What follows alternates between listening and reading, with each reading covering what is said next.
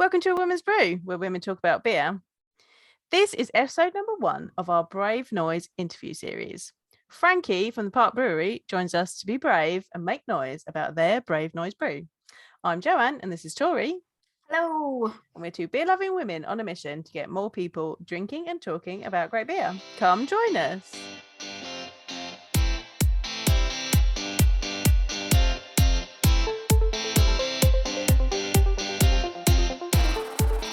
This is going to be episode 1 of. We don't really know. Don't know how many. I think we started this because just to give like a bit of an origin story about this. Obviously, I know most people that are listening to this probably haven't listened to anything else from us before and don't even know that we helped Mirakai in their brewing of a Brave Noise beer. So catch you up to speed because we know you obviously wouldn't know that because we never talk about it ever. To anybody ever. We don't give it to our co-workers and our friends and everybody else to try and promo enjoy duties and dropping them off at people to make them drink it as well. No, we haven't done that. We don't mention it in every, anytime it comes up in conversation. No. Basically, you'd never know because we do not talk about it. No. So in this series, we are gonna be brave and make noise about Brave Noise beers. And it kind of the origin of this series. This wasn't meant to be a series, was it? No, it was meant to be like one quite long episode. We were thinking add a push. Yeah, maybe a two-parter. But we think we've pivoted. We're trying something different. We've pivoted. We're gonna go for a series instead. Yeah, so effectively we sort of had the conversation with the ladies and Emma at Mirakai and the ladies that sort of helped with the process of brewing that Brave Noise beer. And then from there we were, in conversations, we were like, what else can we be doing to keep this in the spotlight? Because we didn't want this to be a beer that got brewed and you had it once and then you went, oh, it's really good and oh, it's for a good cause and happy days. And then it just went away. So we were like, what else can we do? And through conversations with Emma and some other people, we decided, well, maybe we could try to interview. There's only, 8 other breweries that have brewed a Brave Noise beer. The least we could do is reach out and see if we can talk to any of them. And we thought with the response we got, maybe we would get, an episode at a push, maybe like a extended episode 2-part situation. But we actually ended up getting, a few people that were willing to talk to us. And it started off where we were very good and kept to time. And then from there, we just had some really good questions that happened. And we thought, yeah, this is going to be really difficult to boil down into a 2-part situation. It's going to be way too long for maybe a 1-part or a 2-parter. And we didn't want to cut out any of the stuff from some people because, we didn't want to cut out any of the stuff from anybody. But to be fair, we don't really cut much out. Yeah, we don't really cut much out. And we didn't want to cut this down and lose some of it. Some people have spoken more than others. So we wanted to be able to use all of that. And I think as well, Brave Noise, like we're talking about it all the time. We are making a noise about our Brave Noise, but I still don't think people really know what it is. Like, just to pinpoint that, I went to a festival the other day that had on their beer list put that a Brave Noise beer was going to be there, and then when I got there, it wasn't there. And it was, I was just like, oh, I obviously that beer lists are printed in advance. Sometimes beers don't turn up, but of the 150 beers, that one I was particularly disappointed that an effort hadn't been made to put that on. And I think it was clearly they just didn't know what it was. They didn't know what that beer was. They didn't know what it stood for, and that people would be excited to drink it. So we still need to make a noise about this because people still don't know what it is. And I think it's worth pointing out, we kind of had a chat about that before we started recording, and you sort of mentioned that, there wasn't even necessarily a noise being made about the fact that it was there. It just happened to be that you were flipping through what beers would be that, and you just happened to see it. It was just a beer that's called Brave Noise. They didn't know what. I don't think the people that ordered it knew what that even meant. So, and if they did, like, benefited out, maybe they did. Yeah. But you wouldn't have guessed that based on what you've said, sort of like the presentation of that was. Yeah. So I mean, and I think, to be fair, like some breweries as well, they can only make so much noise, but if you aren't like one of the bigger players, it might be difficult to make the noise as loud as you want. So I mean, I think we're hoping with this that we can continue the conversation for as long as we can. Like I said, we're hoping our goal for this will be to at least get to speak to every brewery at the moment that's made one, for a minimum, even just 25-30 minutes. And to be fair to Frankie, how you said some people didn't talk as much as us, to be fair to Frankie, in the episode, we could have spoken to Frankie more. We could have spoken to her for a lot of keeping time, because we were like, these need to be like 20 minutes, half an hour, and we were aiming between 20-30.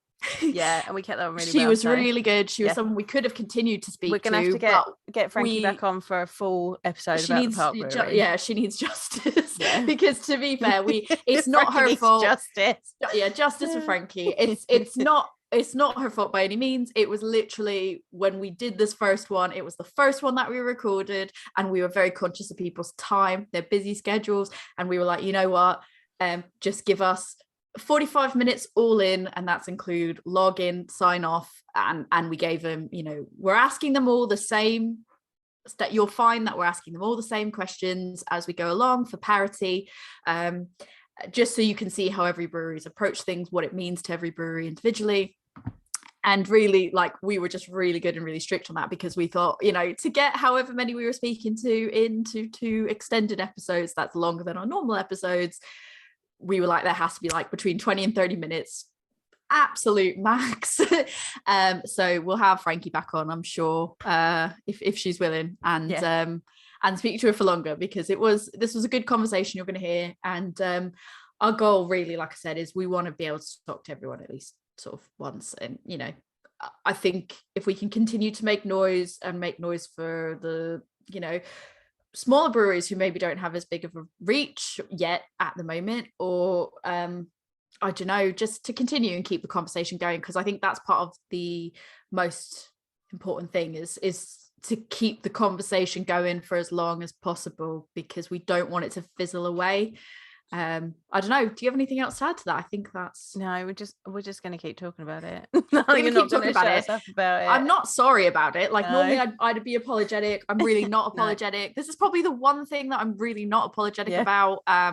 If you want to keep politics out of beer and you don't want to listen to it, and this is not your cup of tea, like, totally fine. You don't have to listen to any of these. We'll make it very clear what episodes are Brave Noise beers.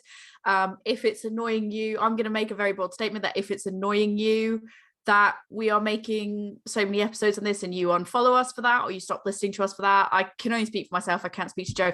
I don't really care, because I'm not going to stop talking about it. I think it is very important. This is not just about being a woman. This is not just about, this is about equality for everybody, inclusivity, not standing up against mistreatment for people who identify however they identify, and just existing. Like, people should be able to just exist and have a beer, and it shouldn't be something that is controversial. It shouldn't be something that is political. It should just be the way things are. So if you are unfollowing us, or you canceling us, whatever, because we are not going to stop talking about how that should be the norm, personally, I don't give a fuck. So Joe, you can take that out if you want to, but I will say it wherever I want to.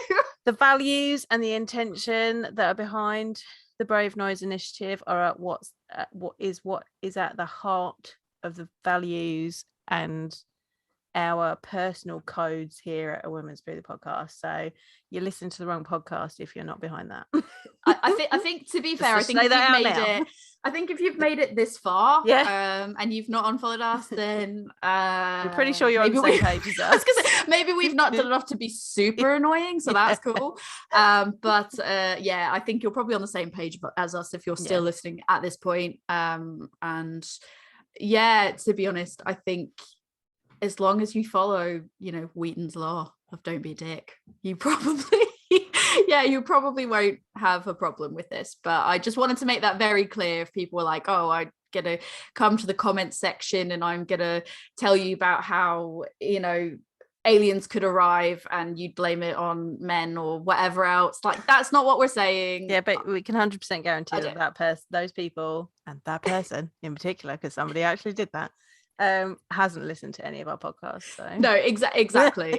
I think we're very proud of the people that we know that do support us, and they're not people that are going to be like that. But I just wanted to make that abundantly clear where it already wasn't abundantly clear. Like, gonna keep talking about it proudly. So before we get into the interview we did with Frankie at the Park Brewery, do you want to let people know just how easy it is to take part in the Brave Noise initiative, Tori? I absolutely do, because I think we sort of tackled it on a number of different conversations we've already had on the podcast about Brave Noise, that there could be numerous reasons why a brewery is choosing not to do it. And maybe that will become part of the series as well, as maybe as we sort of uncover more things or processes or whatever that are the challenges that breweries are having, we can look to sort of unpack that baggage and make it easier and make it so that it's less scary or whatever else for breweries.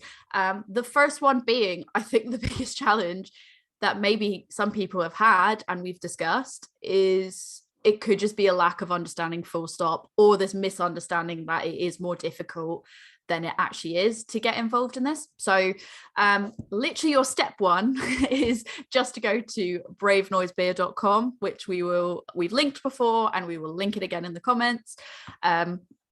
You go on that website and the first thing that you are met with is sort of a very high level of what the initiative is effectively, and the badge, the Brave Noise badge, and just to comment that effectively the deadline has been extended to December 2022, so that's been extended once already. If it gets extended again, I don't know, but I do want to make it clear as well, Emma mentioned it in our other episode about how accommodating she's found the team at Brave Noise to be. If that is a hurdle for you, if that truly is something that is the one thing that's standing in your way, do not let that be the hill that you die on, because I understand you might have a brewing schedule, or you might have you might be too small to brew at a level that allows you to just seamlessly throw this one in, or, you know, budgetary constraints, whatever it is. If that is your problem, be in contact with them and just sort of understand.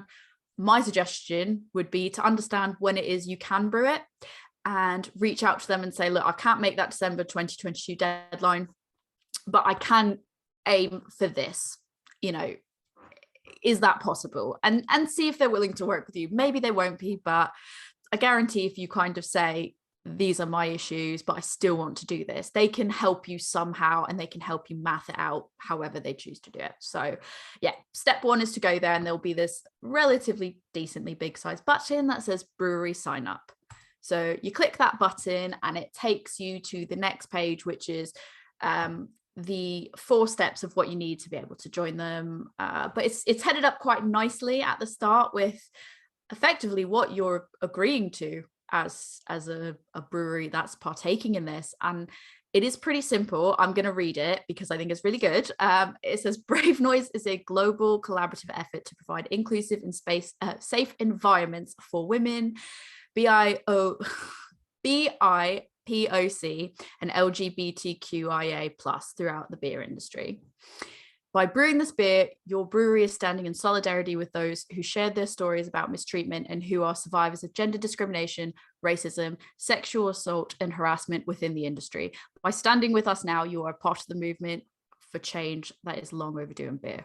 So I think really kind of all that's given you is these are what we're trying to tackle. By brewing this, you're agreeing that you want to help us change it. So, I mean, if you've made it onto the website, I don't think that's going to be the point at which you go, oh no, not for me.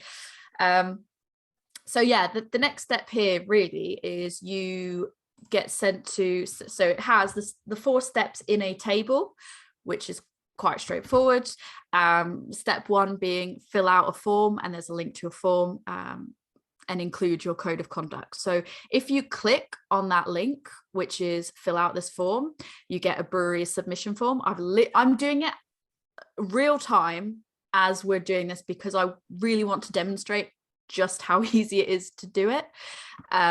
So bear in mind, however long this takes, I'm also talking above and beyond what you would be doing. So hopefully it will make it abundantly clear the easiness. So from here, you get your brewery submission form, and in there you are just filling out your contact name, contact email, brewery name, city, state, website of organization where 100% of your donations will be made. I believe that 100%, if I remember correctly from what Emma said, it's not necessarily, or from what Frankie said actually further in this episode, it's not 100% of the full, it doesn't have to be 100% of what you get from that beer. It can be any percentage, but I think what they're looking for here is 100% of what you are donating will be going to that specific charity.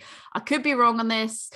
I'm sure there's probably clarification somewhere, but that was the understanding I get when we get to the interview of Frankie. She kind of explains that a little bit more. You also need to answer yes or no to, are you aware of the stories that have been shared by Rat Magnet and Embolden Act Advance on Instagram? And do you agree to complete all the terms of entry? So the terms of entry being, it's spelled out for you here: Brew Brave Noise Pale Ale, publish your code of conduct for staff and customers upon its release via a QR code either on the label or at your place of business, donate 100% of the beer's proceeds, commit to long-term work. So like right there it says 100% of the beer's proceeds, but I think that I said Frankie touches upon it. I think there's ways that they kind of work with you if you're going to struggle to do that. I think proceeds is a thing. Like, it's not, proceeds doesn't necessarily need to be 100% of the money that you get. Like, you've also got, like, breweries have got operational costs, they've got ingredient costs. Like, I know some breweries have been lucky that, you know, suppliers have donated bits of it so they can make a little bit more money to go to the charity. But yeah, I think that's something that can be discussed so that your costs are covered. Like I said, as you're going to hear Frankie talk about it, you know, it is not a case of brew this beer and go broke doing it. You have to keep the lights on in order to make more change, so they're not going to do that to you. But that's a yes or no of, like, do you agree to do that? And then please include the link to your code of conduct, house rules, or value statement below, and that's where you put effectively a link to your code of conduct. And the reason they do that is because effectively they want to know you have one, and they want to know it's somewhere that's easily accessible, so that customers, staff members, everybody knows that there's a place that you can go and you can see that. Is my understanding. I don't want to speak for them, but that's why I understand that they want you to have a link to it or be able to supply that, is they just want to prove that it can be viewed, because they want transparency, and that's what it's pushing for, is that transparency. So that was step one. Step two is brew Brave Noise Pale and publish your code of conduct for staff and customers upon its release. Effectively, that is exactly as it sounds. The first part of the survey was just saying, yes, I have that, and here's the link. The second part is your publishing of it. So when you get to that step two, there's also a link that you will get to, which goes through the HR Uprise Code of Conduct guidelines.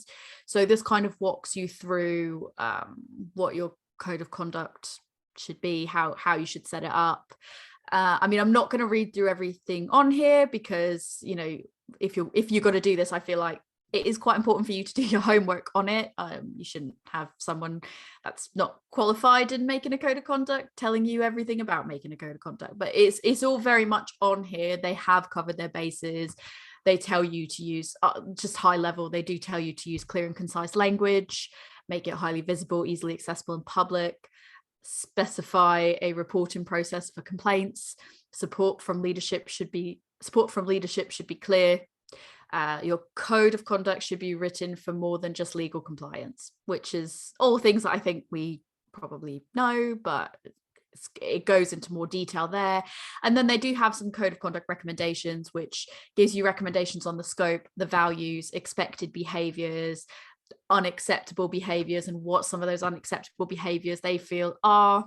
Power dynamics, violation of code of conduct, reporting violations of code of conduct. And then there's some additional resources of that you can go check out about protecting your employees and protecting your customers alike. So it's a very, very good guide to use to start doing your own one. And I think, as we mentioned through numerous conversations, this part of the process, obviously you can go as basic as your code of conduct as you like, or you can go as grandiose as you want. The world is your oyster.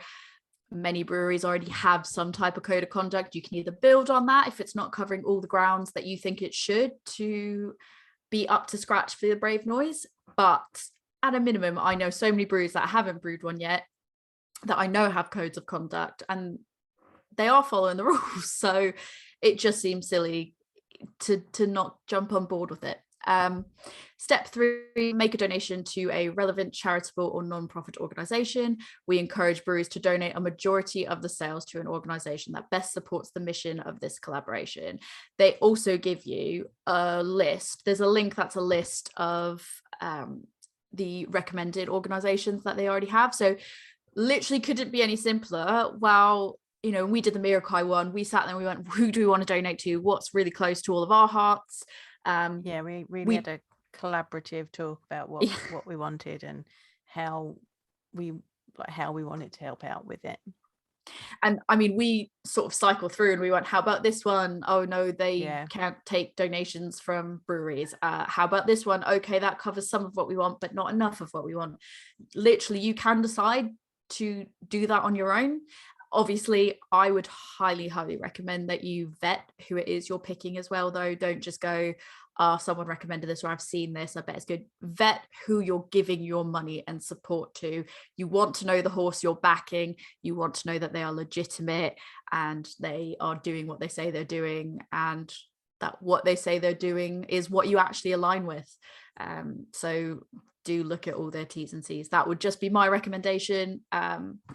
But if that's not the path you want, and you literally say you just don't have the brain power, the time, the resources, anything to do something yourself and pick it yourself, you could literally just use this resource guide to look at who you can support. They have a section for global recommendations. They have a section for United States specifically, if you're listening to this from the US, and it breaks down by states, which is good. And I believe they also, I'm just scrolling because there's quite a few states and quite a few state sanctioned things. Then they have a UK and Europe section. There's also a New Zealand section. So doesn't matter where you're from, they've covered as many bases as they can. So you can make it very simple, and you could just go to the section that is closest to where you are and close your eyes and point toward. If that's the approach you want to take, fine. As long as you do it, fine. So that's one way that they make your life even easier. And then step 4, make a commitment to change. Commit to the long-term work for inclusive and safe environments to best support staff and customers. So from there, there's also a section as well, to be fair, if you didn't click on the step 1, fill out this form, there's a join us, and if you click the join us button, that takes you to that same form, so you only have to fill it out once. And then after this, it basically tells you that once you submit the form, you'll receive a confirmation email, and that will contain your Brave Noise recipe, the label, and the social media graphics. Emma, just for reference, I know like Emma at Mirakai got it in about a week's time, the approval. It doesn't take particularly long. It probably takes just long enough for someone to receive it, to go through it, check that everything actually is there, and then say, yep, okay, you're good, go ahead. I also know with the artwork, some people, we will discuss in the next few episodes about the label. I know, as you can see behind Jo in her video, some of them are literally exactly as you will get in the packet. So the Cloudwater, for example, it's exactly what you get with Cloudwater at the bottom. Then you have ones like Vault City, who's sort of a middle ground between it. If you're watching the video, it's got the Vault City gate, and but it's still in the Brave Noise colors, and it's just sort of a reimagined way of doing it for their bottles. And then you've got our Mirakai one, which Emma wanted to take the direction of using the blue color scheme, using the overall Brave Noise label, but it was important to them to put people in the community on it, and they put us on it. So I mean, I have said that so many times that my face is on it. I was very excited about that. It's the coolest thing, probably one of the coolest things that's ever happened. But in theory, like, it's not even like they're giving you the recipe and saying you're stuck with this recipe, you know, hop for hop and ingredient for ingredient, or here's your label and this is the label you will use. 100%. Again, you could be as lazy. I feel like, I hope this proved that you can be as lazy with this as you want to. I hope you're not lazy with it. I hope people aren't lazy with it. Or simple. Let's not just simple. say lazy. Let's say simple. If you're like literally squeezing this into your brewing schedule and you haven't got time to work on that artwork or work out how you're going to tweak the recipe, like, there is a recipe, it's a good recipe, there is artwork, it's good artwork, and you can just go, I'm going to brew that, put it in this can, I'm going to slap that on it, it's got my name on it, it's got our QR code, you are done. I like the term simple versus lazy, because I don't want to sit and say, oh, be lazy and promote laziness with this, because I don't feel this is something that you should be lazy with. I feel like it is something that you should be passionate and care about. But simple is definitely a really good way of saying it, I think, because like you said, people are so busy with their brew schedules. Sometimes you have a team of 1 or 2 people. You can't sit there and do all of everything all the time. And so if you are one of those people that you think, I'd love to brew it, but there's 1 of me or there's 2 of me, I can't possibly do this and everything else, be as simple with it as you need to be. Or, you know, what Vault City did, for example, I think is really great, where they took the basic recipe and they tweaked it in a way to be a style that is very much them and very much their voice. And it's really tasty. I had one already, so it is really good. But and you can join up as a home brewer. Like, if you're not a brewery but you brew at home, you can as well. I signed up as a home brewer. I was gonna say, that was my next step. And I filled it all out. It's basically just as simple. You don't have to submit a code of conduct. You're just signing up to say that you will be a part of this and you uphold values and such, and you get the recipe, the homebrew scale recipe through. I got mine through by email in a couple of days, and you get the same labeling stuff and social media graphics as the breweries do, and you can just make your own.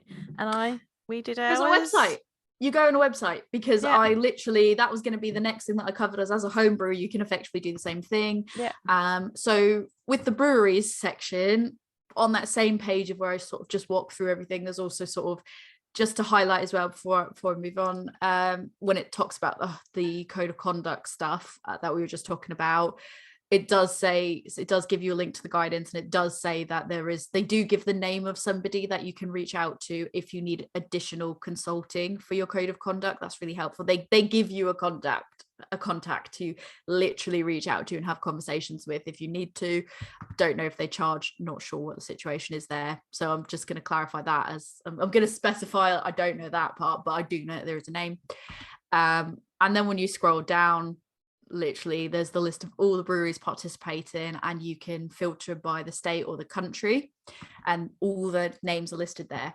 Like Joe said about the home brewers, you get approved and you go on the home brewing section of the website. It's all listed in a row, and you can see Joe's homebrew on there. You can see everyone that's homebrew, their name gets added to this website. And I did check to see if it was on there, because I was like, do they really update this all the time? And they do. So you know, stand up for something really cool. It should be cool to stand to want equality and fair treatment and everything else. Like, I want to make that a cool thing. Like, that's what the cool kids are doing, is not settling for inadequacy, I guess, is like the best way. Like, I don't think it's adequate to treat somebody horribly for how they identify or anything like that. So stand up for something like that and get your name on a website in a good way. So positive vibes there. And then they do also have like a section for beer drinkers, which is effectively, I think, what we said in our episode with Mirakai, and that we've said continuously throughout as well, which is, go out, have conversations. What you can do to do your part is do this as a drinker. So yeah, overall, really good website. They've got a section for bars as well on there. If you aren't a brewery and you want to get involved as a bar, it sort of gives you, here's how you can go about this, here's what you can do to support the cause as well. So yeah, we'll link the website. It's all on the website. Quite literally, in the conversations we've had that you've heard, it's not an exaggeration to say it is easy. It is not a difficult process to do if you are inclined to make your voice be heard and do it. Right, so let's have a little conversation with one of the breweries that has made a Brave Noise beer. Let's talk to Frankie from the Park Brewery. Yay, thank you. Do you want to kick it off? Yes. Hi, Frankie. Thank you for joining us today. Do you want to sort of give a quick introduction to who you are, which brewery you're from, what your role is, all that fun stuff about introductions? Yeah, sure. So my name's Frankie Kearns and I am co-founder of the Park Brewery in Kingston with my husband Josh. We've been going since 2014. Started on homebrew kit, as you do. As you do. Yes. And slowly getting there, onwards and upwards. Brilliant. So today, obviously, what people will already know, as we wanted to talk to you about, you are one of the 9 breweries that have brewed a Brave Noise beer. So we are going to drink a little of this today and find a little bit more about why you chose to brew a Brave Noise and everything about your brewery and what you've done with Brave Noise. Before we start, going to have an inaugural sip. Anything did you guys stick to the recipe, full stop on it? Did you guys make any changes? No, we were pretty rigid on the recipe, actually. It was, I don't think we'd used the Sabro hop before, so it was quite a good introduction for us to have a go with that. And it's lovely. Also, just that whole, I think we've got a bit sort of, I think we should just do what we're told to do. Yeah. And actually just try something a bit new. And that worked really well because actually we have been introduced to that hop and it's lovely. And so yeah, no, we're really pleased with it actually, because it's kind of quite good to try someone else's recipe for a change. It just mixes it up, makes it a bit more interesting. That's brilliant. It smells gorgeous. Cheers. Yeah, I'm gonna it have smells a sip. amazing. You're getting all of that Sabro coconut and pineapple. Yeah, it looks amazing too, like color-wise as well. It's beautiful. Oh, that tastes. So we homebrewed using the recipe as well. We had to make some changes, but it ended up being like really nice and fruity. And this has come out like really nice and fruity as well. You get that coconut thing is really intense, isn't it? Yes, a lot. Yeah, Sabro it's like hello. When they're Sabro, they're a Sabro. Yeah. But I will say, it's there, it's very obvious, but it's not overpowering. I wouldn't say it's like an overpowering everything and you're like, oh, it's really, really nice. I love Sabro anyways, but we're big advocates for Sabro here. Yeah, exactly. Oh well, we are now, so we're converts. Yay, Sabro convert. So did you want to sort of give us a high level of kind of why your brewery chose to brew a Brave Noise beer? Yeah, sure. Well, first of all, obviously, I think it is such an important message across all industries, but we are very aware that our particular sector isn't sort of huge on level and fair playing field. So it felt like the right thing to do. It's actually our brewer that brought it to our attention, and I was so glad he did because he's kind of very good on kind of keeping an eye on what's going on in the US and he got the message across, and it was just, we all jumped on it. I thought it was an excellent plan, and I am really proud of our team because we have got a really progressive and forward-thinking, open-minded group of people that want to support this kind of initiative, and that's excellent, and create a safe space. And I think safety is such a key point in all of this, isn't it? I was thinking about talking to you today. I was thinking, have I always felt, where am I at on that safety question? And it's really interesting when you delve into that a little bit more and you just think, of course, Mostly yes, and most of the experience has been brilliant, but there have particularly probably in the early days when I was delivering, because my husband was brewing and doing a lot of the production stuff, and I was running around as well and helping to pack the beer and also get it out there and doing a lot of the deliveries. And I think you do feel a bit of a weirdo when you're out there, as a female drayman delivering to and sort of going into pubs and in new environments that you've not been to before. It feels you do feel in the stretch zone, and sometimes that's been really uncomfortable. And on the other side of it, when we opened up the brewery and got people in and had our open days and stuff, there were definitely times when I was the other side of the bar and I was feeling not great then, and I was glad that I had Josh next to me and was able to pincer him and say, don't go right now, or whatever, It's moments like those, and I thought, it's all very easy to say, oh, it's been great, it's been brilliant, but actually then when you think about it, you think, no, there have been niggly times, and that's a shame, and it shouldn't be that way, and no one should experience that. Everyone should feel safe in this industry, and that's perhaps probably a very long answer as to why I got involved. No, that was perfect. No, I was going to say, that is absolutely perfect. And I think the thing is as well, is like a lot of the times we've had these conversations with people, and we tend to, I imagine,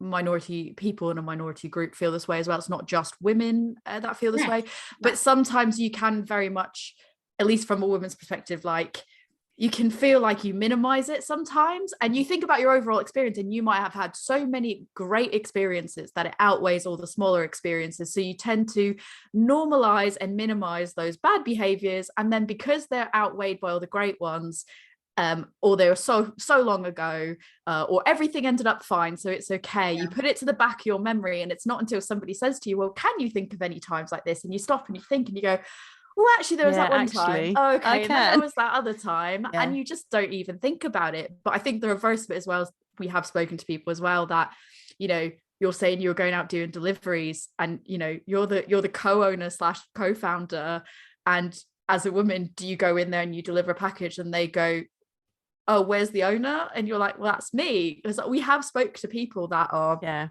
women co-owners, and there are people that don't even think about the fact that they might be a co-owner because they are a female, not male. Have you ever experienced that when you were doing? Oh, 100%. And I had something recently on that, and I had to pull the sort of, do you know who I am? It's ridiculous, but it was I can't remember who it was or the situation, but it was, I know what it was. I've got it. It was a delivery. It was a delivery to us, an inbound delivery.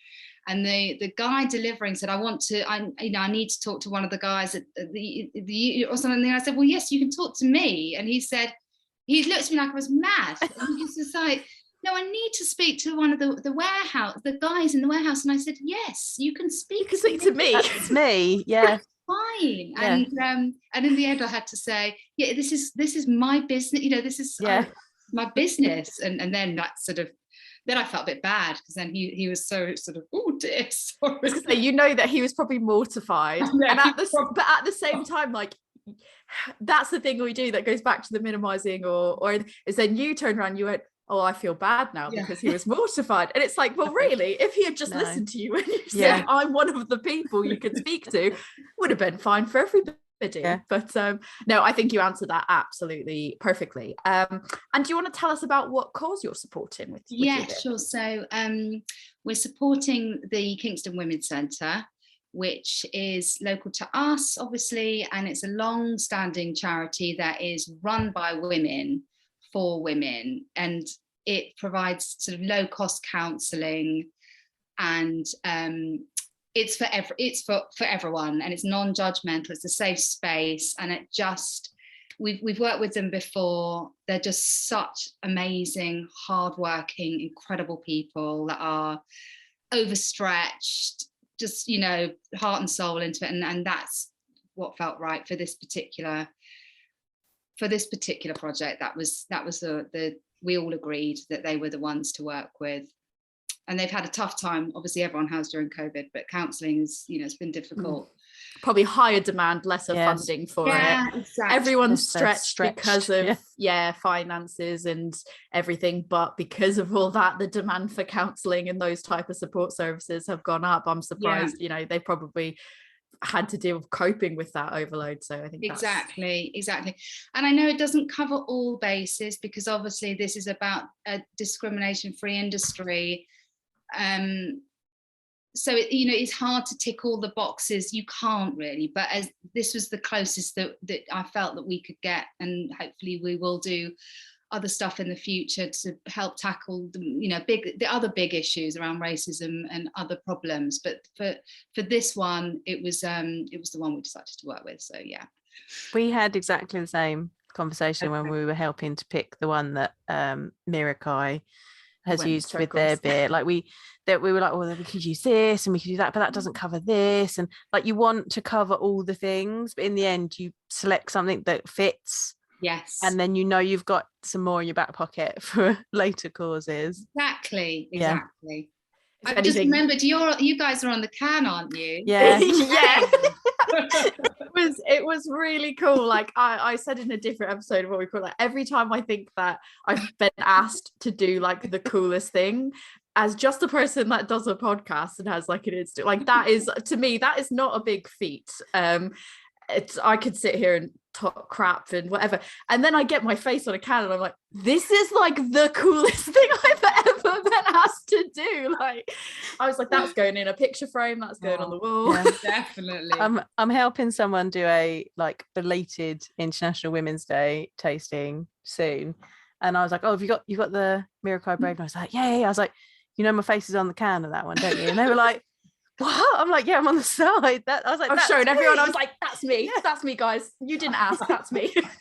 That's brilliant. That's excellent. It's making me a bit jealous. I'm thinking maybe I need to. You gotta put yourself on a can. You're the put owner. Yourself on a can. Yeah, put yourself on a can. Don't you know who I am? I'm on this can of beer. You can call it "Don't you know who I am?" and then it would just be you carrying boxes. It will be great. Yeah, but I think it would be good as well if we can put the links to the charity in as well, for all the charities. I think that would be quite good. So hopefully we can put a link in there, and if people aren't able to get your beer, if it's, you know, they're not able to go out and get it anywhere at the point of which they hear this, minimally maybe they can go, that's a charity that's local to me, or something that I can get behind, and they can still go and make an effort, contribution, whatever. So but yeah, no, that was a spot on perfect answer of it.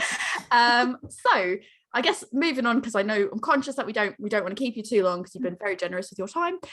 What changes would you like to see within the beer industry / hospitality industry as a whole when it comes to inclusivity and equality in the future? Sure. I think change is happening slowly, but I think actually quite a lot's happened even in the time that I've been in this world, which is, I'd say 2014, so 8 years. So SEBA, who I'm sure you're aware of, I feel like that they're really championing change, actually, and that's quite an exciting body to kind of drive this motion.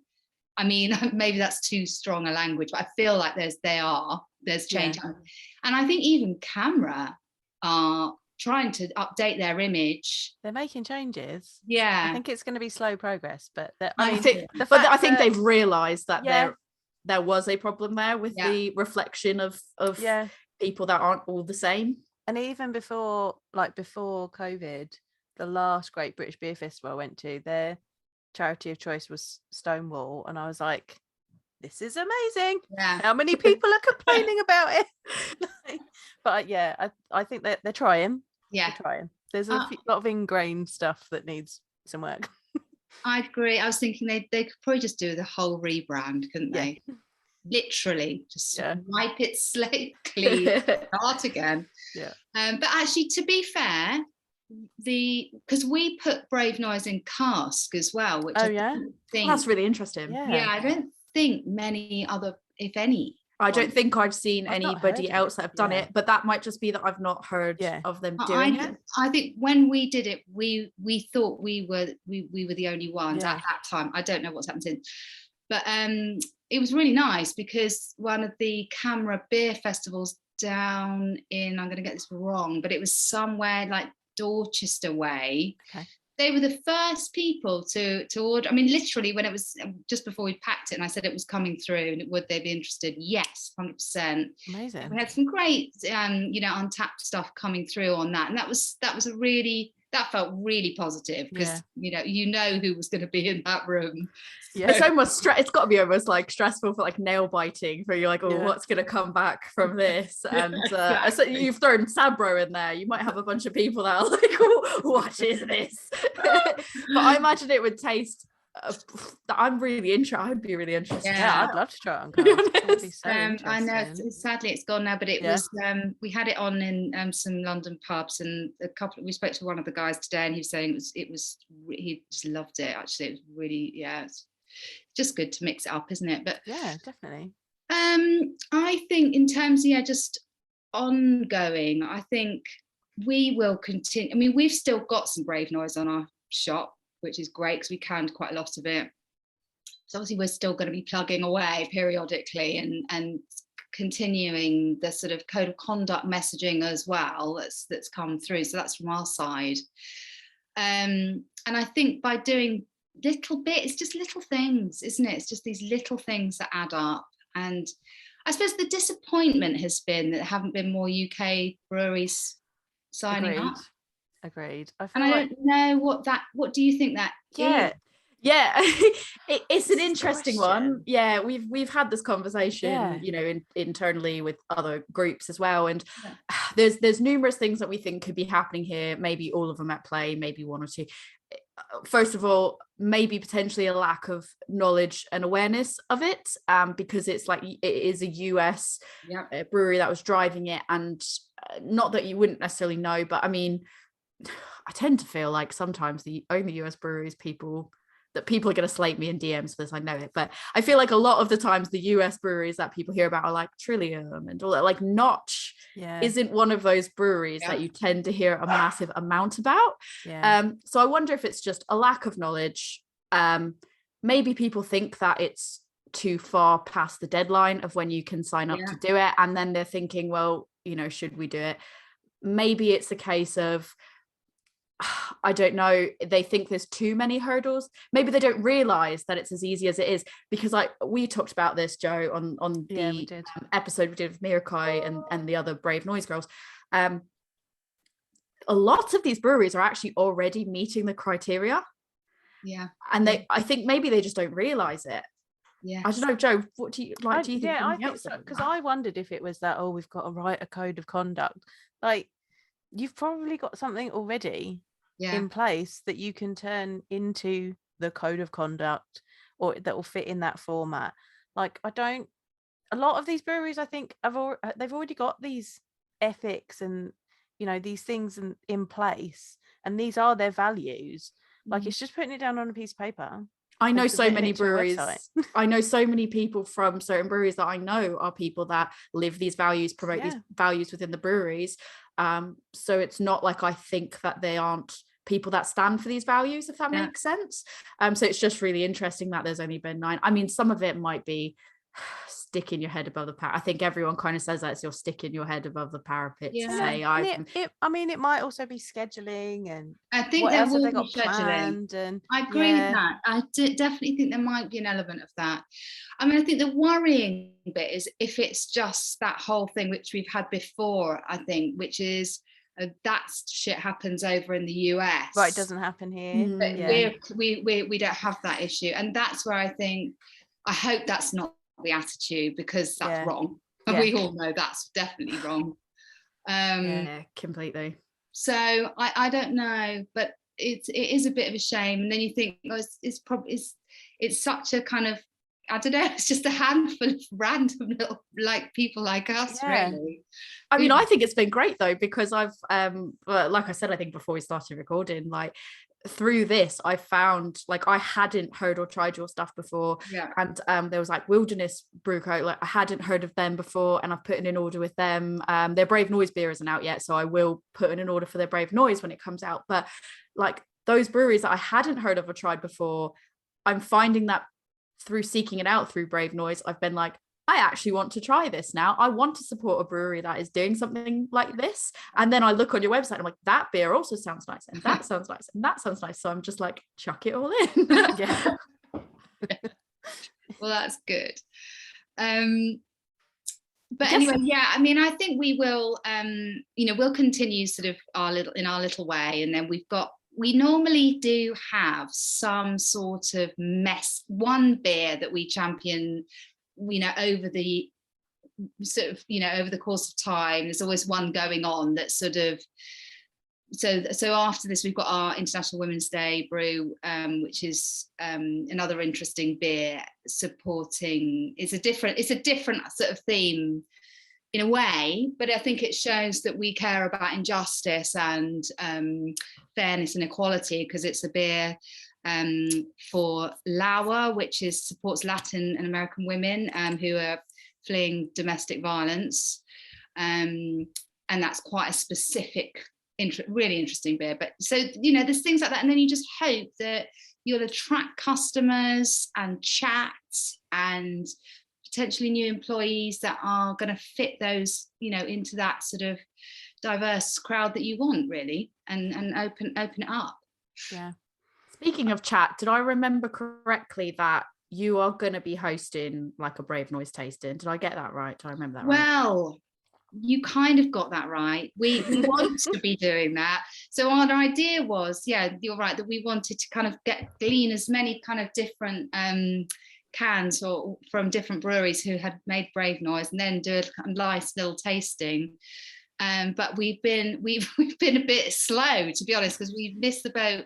So hold on, I'm just having a blank. Who was one of the first guys to do it? Bedlam. Yeah. Bedlam, we missed out, them. haven't They They're sold gone. They do have, I do know they've got 30-litre kegs, but Okay. they don't have cans. They have 30-litre kegs left. Okay. Because I was asking them about something else, and they said we have no cans left. We have 30-litre kegs. Okay. So we could possibly try and coordinate, but I think we've still got one or two. There's some that are completely out. I know that there's some that they did it last year. There was, I think, one or two breweries that did it last year. And then one or two, I know like Wilderness isn't out yet. And there's another one that isn't going to be done. I think Amity's not being done for another so long. So yeah, it's the coordination thing. It's got to be such a coordination. I mean, and that's the problem. We're all trying to run breweries, and then it's like you fire an email off, and it's like, oh, it's just too many things. Sporadic. I know, there's too many plates spinning. So the idea was there, and we've still got. I think we've still got a couple we can try. But yeah, we were going to make a bit more of a song and dance of it, but I'm afraid that's it's we appreciate you tried. You tried, and it's out of your control at that point.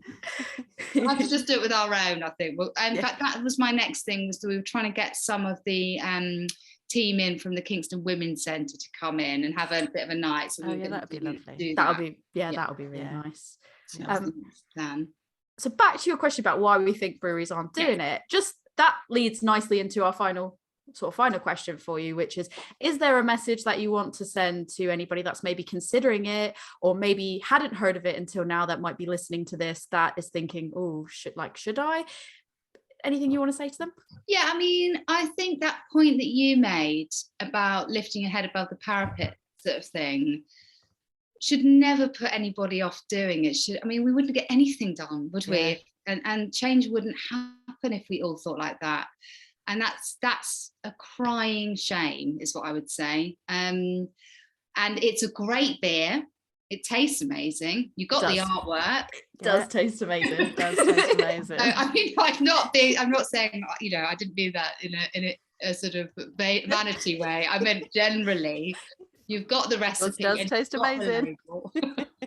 So it's definitely worth doing. I'd love it if more UK breweries did it. I would be so proud, and that's what I think. It's just, jump on that bandwagon. Yeah. Is the window still open for it? It's been extended until I think what they've said is they've extended it out, where as long as you can brew it by the end of this year. Oh wow. It's accepted. However, I think if you were to contact them, Emma at Mirakai had said, and I think she said it on our episode as well, that they are quite accommodating. So if your brew schedule is not going to allow for you to have it brewed and ready to go by the end of this year, but you know that you want to have it, you want to partake in it, she said, email them. They're very accommodating, they're very helpful. And I mean, even at the end of the day, if you're not necessarily doing it as part of that initiative, like, you could still, in theory, I don't see why you couldn't still get on board in Brew, even if it's passive. Like, just message them and just say, I understand it's done, but can I still do it? I'm interested in doing it. And as long as you follow the rules and you pick a charity, like, I don't see why I agree. And actually, that's the other thing, is that we did talk to them about the charity aspect, because obviously profit margins, as you know, they're so tight. We're always being squeezed to death in a million directions, and all prices have just gone whoosh. So we just said, how does that actually work? Because we can't commit to, we've worked with Kingston Women's Centre, we've worked with plenty of charities, but we want to feel like, we're not going to come away in the red on this. And then, so I wouldn't also say, I would say to people, don't be put off by that either, because that you can do at a percentage that works for you. It's not set, and that's really reassuring. I think that could be a reason why maybe some people, because they might think there's so much coordination that goes into everything that has to be done, and then the charity on top of it, they probably might think that it sounds a bit more overwhelming than maybe the reality is. So it's really reassuring that you say, like, actually, if that is a concern for you, it doesn't have to be like everything's going, I'm in the red over the beer. Especially if you're a smaller outfit, it must be more difficult for you to say, as much as you probably want to be like, here's everything for charity, you do have to keep the lights on so you can make more charity beer. All of the above. Brilliant. Thank you so much for your time. I think that's all the questions, and that was really brilliant.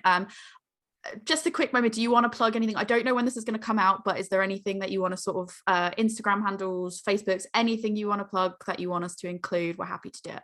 Oh, thank you. I mean, just, anything to spread the Park Brewery love, really, and any nice things that you say about our beers generally will be gratefully received. So whatever, I mean, I haven't got anything specific, so thank you for talking to me. Of course, thank you for coming on. Thank you for making the time. We're going to stick your website on there. We'll stick the Instagram handle. Yeah, we'll get them so people can find you. Brilliant. That sounds great. Cool. That was, I really enjoyed talking to Frankie. Me too. We definitely didn't talk to her long enough. We'll have to do that. We were very strict and we kept it to the right amount of time, but we will definitely talk to her again, I think. After we recorded that interview, she actually sent us an email, didn't she, with a picture from one of their local pubs. She did. She talked about how one of the local pubs had put Brave Noise on with another beer, and they'd actually put it on, I think it was one for Ukrainian Relief, wasn't it? And one for a Brave Noise, and they were side by side. And it was a really kind of proper pub type pub, if you know what that means. And it was like really good to see those two beers in, and the owner was really excited to have those beers on, and they seemed to be going down really well with the with customers. So that was really good to hear about their beers. Plus their beer was just really good. So yes, it was really tasty. I still have another can of it that I haven't opened just yet, so I'm looking forward to it, but I'm saving it for something specific, so that's all I can say on that matter.